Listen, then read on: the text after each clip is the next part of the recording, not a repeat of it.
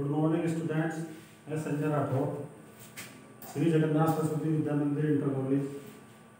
आज हम आपको इतिहास विषय में भारतीय राष्ट्रीय आंदोलन में गांधी जी की भूमिका पर चर्चा करेंगे। सर्वप्रथम, जैसा कि आपको विदित है, महात्मा गांधी जी कौन थे।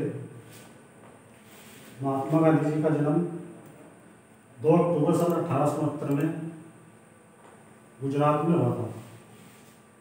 ये पेशे से वकील थे और इसी परिप्रेक्ष्य में गांधी जी सन 1895 में अपने एक मित्र के मुकदमे में पैरवी करने के लिए दक्षिण अफ्रीका चले गए थे।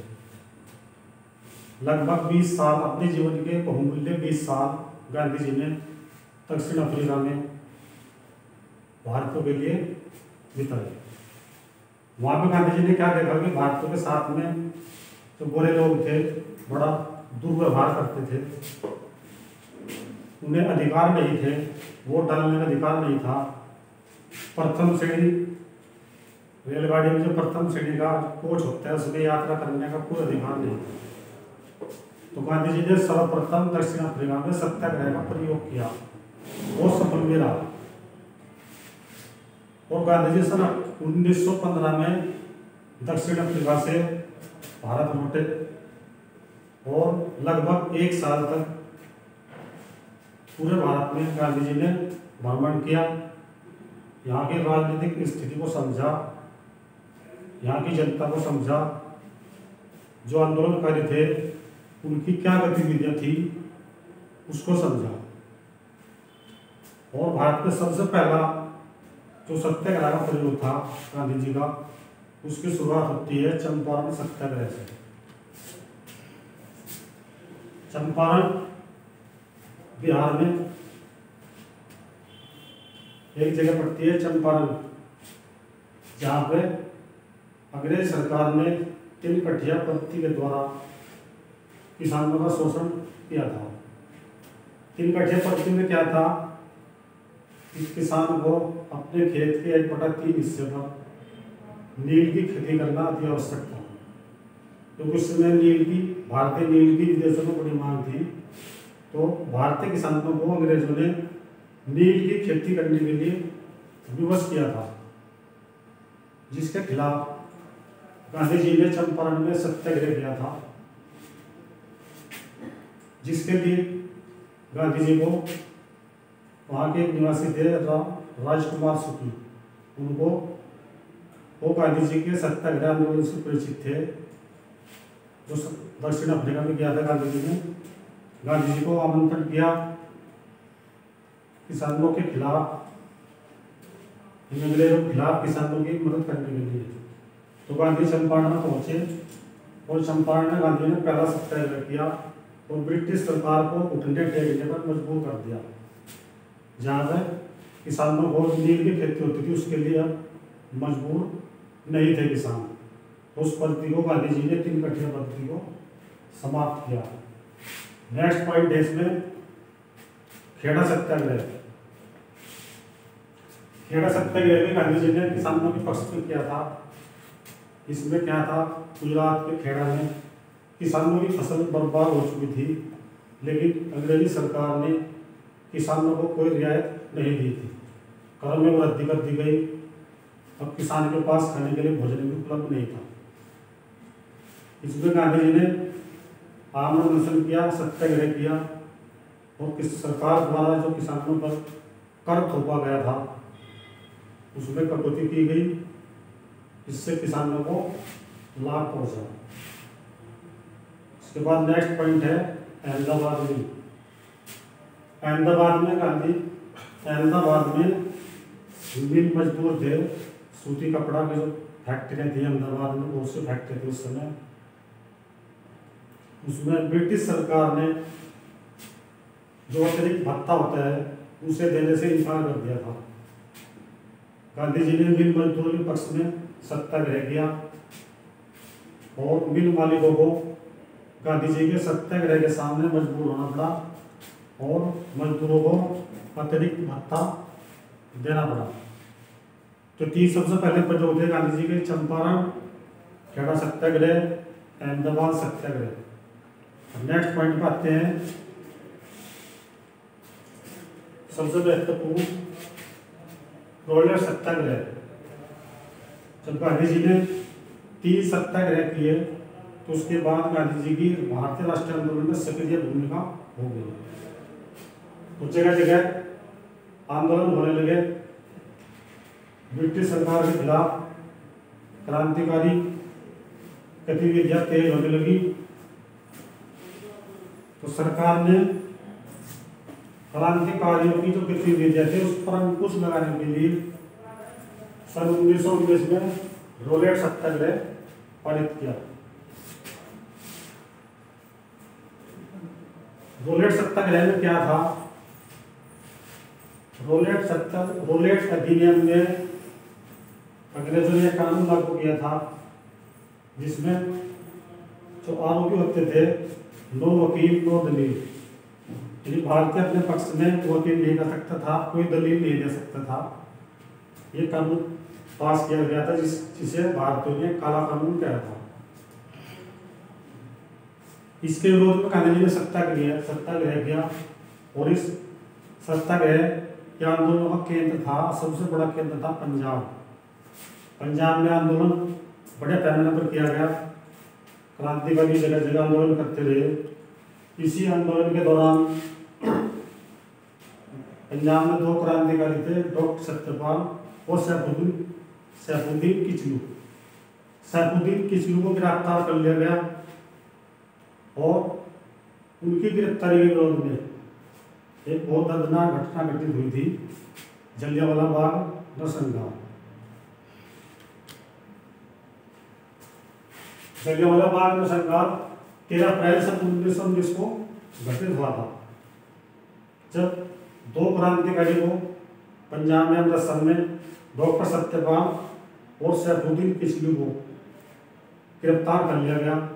तो उनकी गिरफ्तारी के विरोध में जलियांवाला बाग में एक शांतिपूर्ण सभा की गई और सरकार से मांग की गई कि उन्हें रिहा किया जाए, लेकिन सरकार ने बदले में बिना चेतावनी दिए हुए तत्कालीन गवर्नर और जो सैनिक कमांडर थे जनरल डायर, उसने निहत्थी भीड़ पर गोली चलाने के आदेश दिए थे।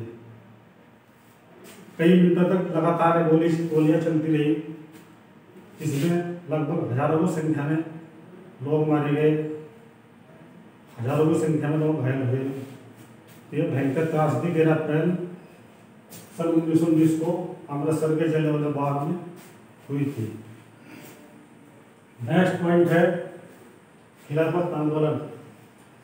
खिलाफत आंदोलन गांधी जी ने 1920-21 में चलाया था। खिलाफत आंदोलन क्यों चलाया गया था? एक खलीफा के पक्ष में चलाया था गांधी जी ने। प्रथम विश्व युद्ध की समाप्ति के बाद तुर्की के ओटोमान साम्राज्य पर अंग्रेजी सरकार द्वारा या ब्रिटेन के द्वारा एक संधि थोपी गई थी, जिसमें खलीफा के अधिकारों को चुनौती दी गई थी, जिससे भारत के मुसलमान अंग्रेजों के खिलाफ हो गए। गांधी जी के मन में विचार आया कि हिंदू मुस्लिम एकता का इससे अच्छा और कोई मौका नहीं हो सकता है। गांधी जी ने सन 1920-21 में अंग्रेजों के खिलाफ खिलाफत के पक्ष में खिलाफत आंदोलन चलाया, जिसमें वो भारतीय मुसलमान थे, मोहम्मद अली और शौकत अली। हालांकि जो शीर्ष के चोटी के नेता थे, जो मुस्लिम नेता थे भारतीय राष्ट्रीय आंदोलन में, वो इस आंदोलन के खिलाफ थे, जैसे कि मोहम्मद अली जिन्ना। इस आंदोलन से लाभ तो कुछ नहीं हुआ, आंदोलन वैसे ही समाप्त हो गया। इसी आंदोलन के परिप्रेक्ष्य में गांधी जी ने सोचा कि कोई बड़ा आंदोलन चलाया जाए, जिससे पूरी ब्रिटिश की जो सरकार है वो हिल जाए। इसी परिप्रेक्ष्य में नेक्स्ट टॉपिक है हमारा असहयोग आंदोलन। असहयोग आंदोलन 1920 में शुरू किया गया था। खिलाफत आंदोलन के बाद जब गांधी जी ने महसूस किया कि यदि हम भारत में अंग्रेजों का सहयोग नहीं करेंगे तो अंग्रेजी सरकार नहीं चल पाएगी। एक बहुत बड़ी सभा में गांधी जी ने सुझाव दिया और 1920 में असहयोग आंदोलन चलाया गया। अब तक के जितने भी गांधी जी ने आंदोलन चलाए थे उनमें सबसे व्यापक आंदोलन था असहयोग आंदोलन। पूरे देश में हड़तालें की गई, विदेशी वस्तुओं को बहिष्कार किया गया, स्वदेशी वस्तुओं को अपनाने की अपील की गई, जुलूस निकाले गए।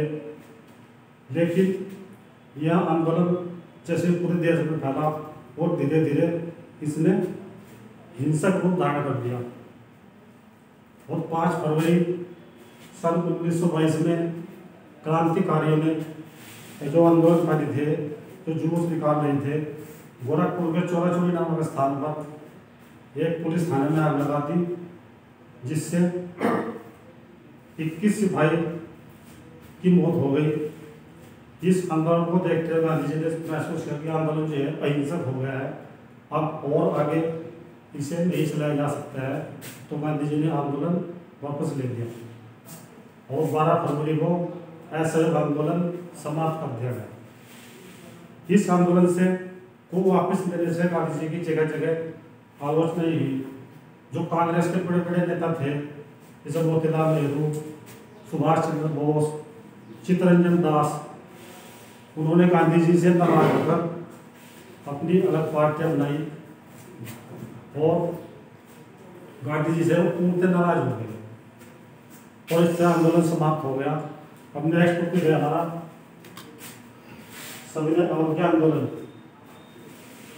यह 1930 में चलाया गया था नमक कानून के खिलाफ। अंग्रेजों ने नमक कानून थोपे थे भारतीयों पर, यानी नमक पर टैक्स लगाया था। तो गांधी जी ने इसके लिए सबसे पहले गांधी मार्च किया था। अहमदाबाद में एक आश्रम बनाया था गांधी जी ने, साबरमती आश्रम, जहाँ से अपने 78 अनुयायियों की सहायता से डांडी यात्रा शुरू की थी और गांधी जी ने डांडी पहुंचकर नमक कानून तोड़ा और वहाँ पर नमक बनाया। उसी परिप्रेक्ष्य में पूरे भारत में समुद्र तट पर जगह जगह, मद्रास में, चक्रवर्ती राजगोपालाचारी, अन्य स्थानों पर भी नमक बनाया गया और अंग्रेजों द्वारा थोपे गए नमक कानून को तोड़ा गया। इसमें बड़े पैमाने पर अंग्रेज सरकार ने इस आंदोलन का दमन किया और गांधी जी को गिरफ्तार कर लिया गया। उसके बाद गांधी जी की जो अनुयायी थे जैसे सरोजिनी नायडू, अब्बास तैयब जी, उनके द्वारा इस आंदोलन को जारी रखा गया। लेकिन अंग्रेज सरकार द्वारा कड़े विरोध के कारण, दमनकारी नीति के कारण यह आंदोलन समाप्त हुआ। अब नेक्स्ट है हमारा भारत छोड़ो आंदोलन। गांधी जी द्वारा चलाए गए सभी आंदोलन सबसे व्यापक आंदोलन था और बड़े पैमाने पर चलाया गया। तृतीय विश्व युद्ध में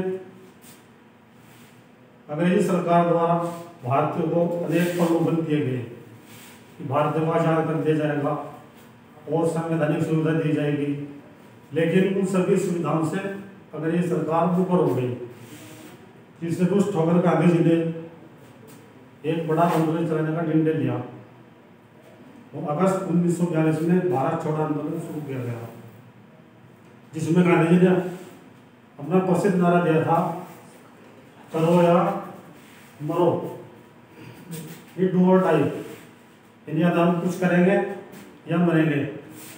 स्वतंत्रता से अलावा हमें कोई मांग स्वीकार नहीं है। इसमें गांधी जी ने पूर्ण स्वतंत्रता की मांग की थी, लेकिन आंदोलन शुरू होते ही ब्रिटिश सरकार द्वारा दमन शुरू हो गया, जिसमें ब्रिटिश सरकार ने उधर से 0 ओवर के द्वारा आंदोलन को पूरी तरह कुचल डाला और चोटी के सभी नेता थे उनको गिरफ्तार कर लिया गया और भारत छोड़ो आंदोलन इसके साथ ही समाप्त होता है, इनके समाप्त हो गया। तो यह था भारतीय राष्ट्रीय आंदोलन में गांधी जी की भूमिका। जय हिंद।